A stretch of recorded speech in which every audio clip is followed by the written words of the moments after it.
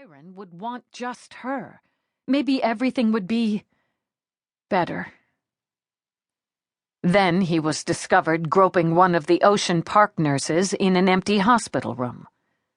The hospital tried to chastise Byron Adderley, but he wasn't the kind of man to be chastised. The nurse was summarily dismissed, and the incident swept under the hospital rugs. And Laura filed for divorce. At first, he'd argued with her. Not that he wanted her. It just wasn't his decision, and so therefore it couldn't be. She didn't listen, and he changed tactics, humbly begging for a second chance. Laura was suspicious of his motives, aware he might be acting.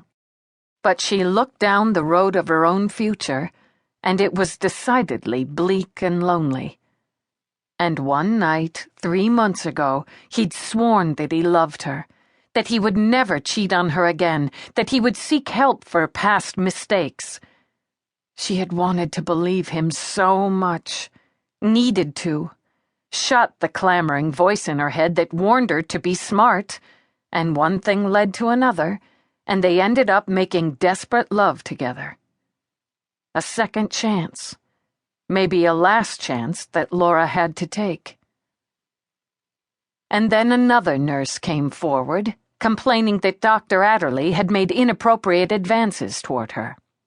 Byron vehemently denied the charge, but Laura, who had abilities that he didn't understand, some she didn't understand herself, knew without a doubt that he was lying through his miserable white teeth. She let the divorce proceedings run their course, and being Byron, he took up with another woman.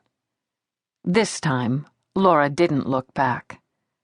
She was through with Byron Adderley, and until today, she'd been determined to move back to Portland and find employment far, far away from Ocean Park and Deception Bay. But now... The door to the bathroom opened. "Laura?" Nurse Perez called. "I'll be out in a minute," Laura said, flushing the toilet and wrapping the telltale wand in toilet paper and shoving it in her purse. "We need help in the ER. We've got a head trauma coming in." "Okay." She heard the door close and let herself out of the bathroom. Washing her hands, she looked hard at her reflection in the mirror.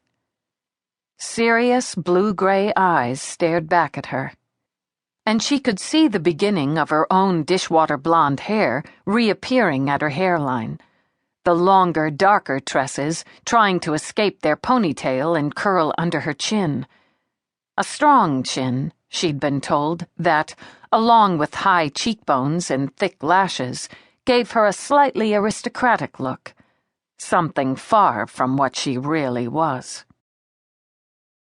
A familiar pressure built inside her head, and she mentally pushed it back, visualizing a 20-foot-high iron gate to withstand the force coming at her. This was an automatic response that clicked in almost unconsciously when particularly strong, unwanted, bad thoughts attacked her.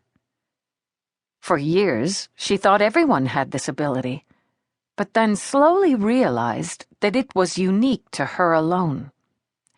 It was like someone, or ones, was knocking at her brain, trying to get inside, and she would push up a mental wall to keep them out.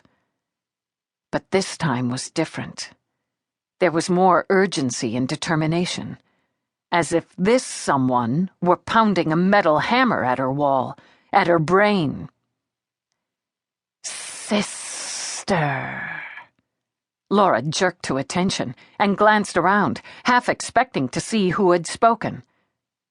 But there was no one, nary a soul, and the voice had been decidedly male. Her eyes widened.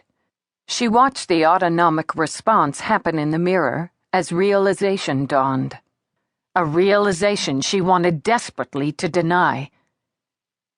He was back. Shutting her lids tightly, she squeezed at her brain, holding the wall firm until the hammering turned into a tinny little ping, ping, ping.